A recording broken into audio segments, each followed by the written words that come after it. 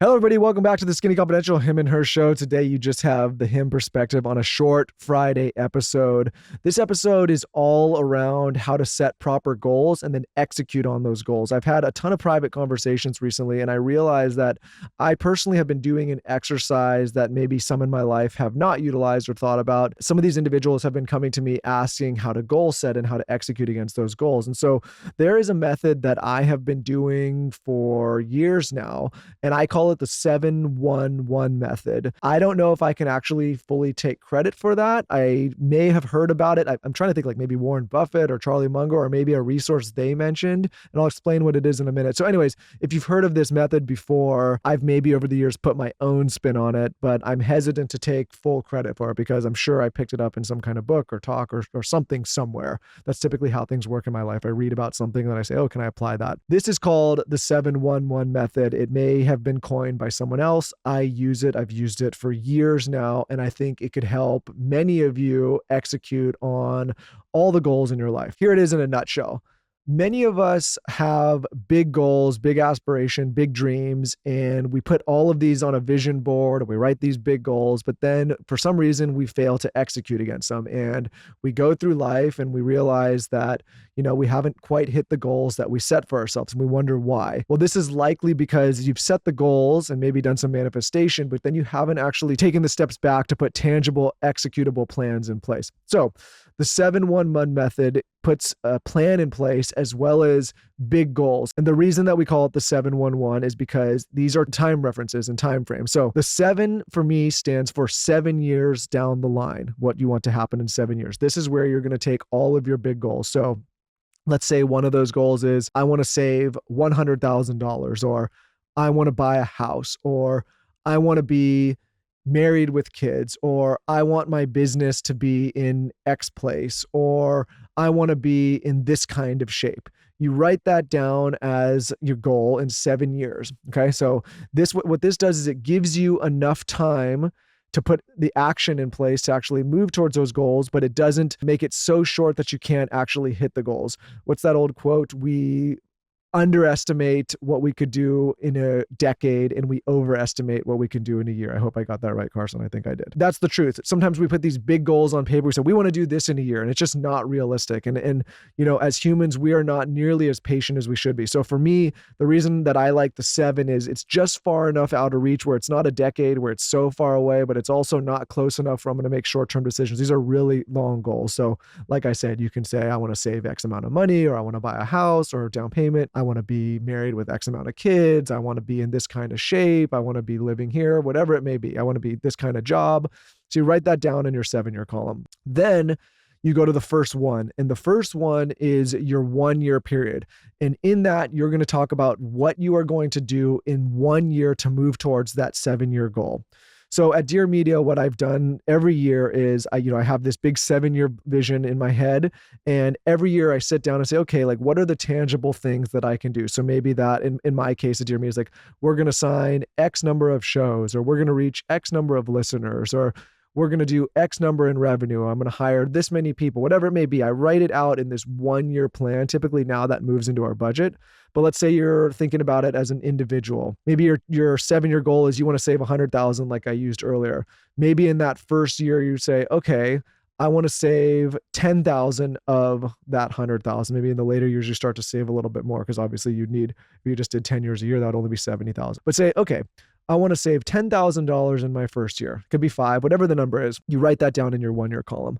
Or let's say that you say in 7 years, you want to be in the best shape of your life. Now you go in the 1 year column and you say, okay, this is what I'm going to do this year to move towards that goal, that fitness goal, or, that savings goal, or whatever it may be. So now you've got that in the 1 year column. You've got your long-term vision, your long-term goals, and now you have your 1 year plan. This is what you're going to do this year to execute to get to that 7-year distance. Next thing you do is the next one. This is where 7-1-1 comes in. The next one is you break it down by month. So what I do every single year, I write down what I'm going to do in the year, and then I go and say, okay, to hit that year goal, whether it's savings or fitness or what I'm gonna do for my company or what I'm gonna do for my marriage, whatever it is. Now I'm going down and saying, okay, monthly, in order to hit my 1 year goal, this is what I'm gonna do. So we said earlier, we wanna try to save $10,000.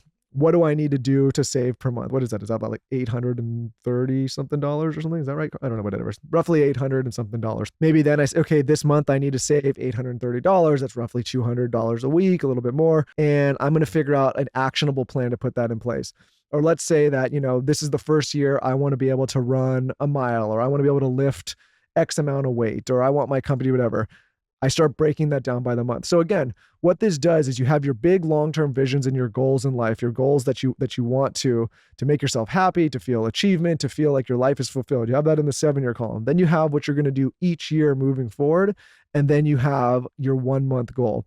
What this is going to do is it's going to create action steps that you need to follow. And what you're going to be able to do is track it every month and hold yourself accountable. Did I actually save this amount? Did I put in the time in whatever fitness activity I was going to do? Did I do this for my company? Whatever it may be. Even let's talk about a social following. Say you're somebody that's just getting ready to build an online brand, or you're going to start a podcast. Your 7-year goal may be, I want my podcast to earn me, $100,000 a year, and I want 20,000 listeners every month, and I want to release 4 episodes a week, and whatever it may be. You go back and okay, in 1 year, what do you need to do in order to do that? And what metrics do you need to hit? In 1 month, what are the things you're going to do? And what that 1 month does is it forces you to take action. So much of the time, we have these big grand visions, and all these people, they come on the podcast and you see them online and they talk about manifestation. You're not going to think your way or manifest your way into success. You need the manifestation and the thinking to set the big goal, but then you need to do what I'm talking about here, which is put in the tangible, actionable exercises to actually move towards that. I talk to so many young, creative people, and they talk about all these big ideas and these big visions. And I start saying, okay, well, what are you going to do in order to hit that? And so many of them look at me with a kind of a strange look, oh, I'm going to manifest, or I'm just going to think about it. Like, no, you have to actually take the steps. What I hope to articulate in the platform that Lauryn and I have built is there has been a lot of great things that have happened over the years, over 2 decades or so, but it has been backed by exercises like this, where we sit down and we put tangible, executable plans in place so that we can actually hit those visions or hit those goals. It's not something where like, hey, one day we just, want to be here. We even do this with our family. We sit down and say, okay, in 7 years, where do we want to be living? Where do we want, our income to be? What do we want our family to look like, including how many kids? And I know this may sound very planned out, especially for people that are like maybe a little bit less planned.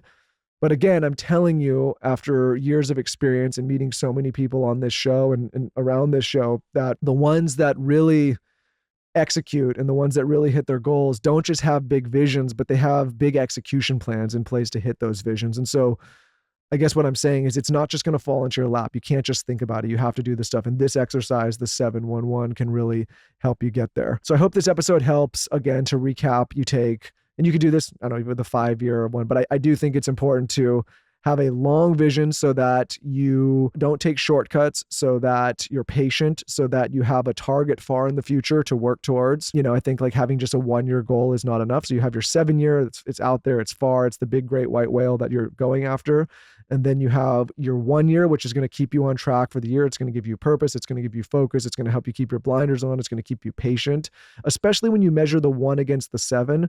I've done this for my fitness, for example. And my approach was, in my first year, I'm going to get a base level of fitness. Now notice, I didn't say I'm going to get in great shape, or I'm going to have a 6-pack, or I'm going to lose X amount of weight. I said, I just want to have a base level of fitness. And what I tried to do in that first year was develop a consistent routine where I knew that I would show up every week and make it feel like it was just part of the day, part of brushing my teeth, which it does now. But that first year was just like, can I get a base level? Can I show up to the gym and just get the repetitions in? Year 2 was, I'm going to get in good shape. Good shape means, I'm going to be maybe above average. I'm going to be in a place where I feel great about myself in the gym. And now this year, my goal is like, I'm going to be in great shape. Moving forward, I have more goals. But if you notice, I gave myself enough time there to not say in 1 year, I'm going to be in the best shape of my life. I'm going to have a 6-pack abs. I'm going to lose all this weight. I've given myself time and developed a practice that I can be consistent with. You can do the same thing with business, with your relationship, with your savings, everything. So again, the 1 year gives you the action. And then the 1 month is the stuff that holds you accountable every single day. That's the stuff where it's like, did I do this? Did I save X this month? Did I go to the gym X amount of times this week? Did I say you want to read more? Say you want to read 500 books by 7 years. Like, did you read X amount of pages this month, X amount of books? One of my goals every year is like, I need to read a minimum of 50 books. So, I break that down into 52 weeks. I got to basically average a book a week. But again, I'm showing you how these tips could work. So again, follow that 7-1-1 rule. I think that will help many of you tremendously. I'm sure a ton of you already have huge goals and aspirations. Now try taking the 1 year and the 1 month approach to start putting the action items that you can execute on in place. With that, good luck. We will see you Monday with another episode. Hope this episode helps, and I hope you enjoy these.